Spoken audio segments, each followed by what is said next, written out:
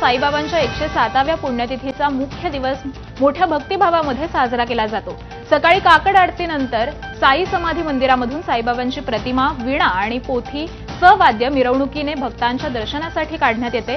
संपूर्ण मंदिर फुलांनी आणि आकर्षक विद्युत रोषणाईने सजवण्यात आलेलं आहे। भाविकांची मोठी गर्दी झालेली असून आज मंदिर हे रात्रभर खुलं राहणार आहे। यावेळी भिक्षा झोळी सोहळा, आराधना विधी यांच्यासारखे विविध धार्मिक कार्यक्रम हे देखील पार पडणार आहेत। शिर्डीमध्ये श्रद्धेचा महासागर हा उसळलेला आहे।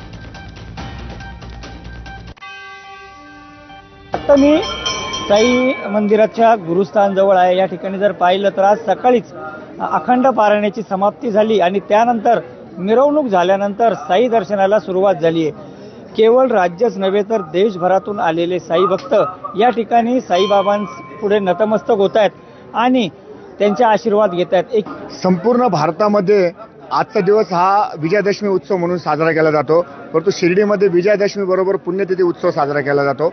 आजच्या दिवशी बाबांचं महानिर्वाण झालं होतं, त्यामुळे या ठिकाणी साईबाबांचा आजच्या दिवशी आराधना विधी होतो आणि सगळ्यात महत्त्वाचं म्हणजे भिक्षा झोळीचा कार्यक्रम होता। साईबाबांनी आपल्या हयातीमध्ये स्वतः भिक्षा मागून या ठिकाणी जो भुकेला आहे त्याला अन्न दिलं होतं, परंतु आज तीच परंपरा साईबाबा संस्थांनी सुरू ठेवलेली आहे।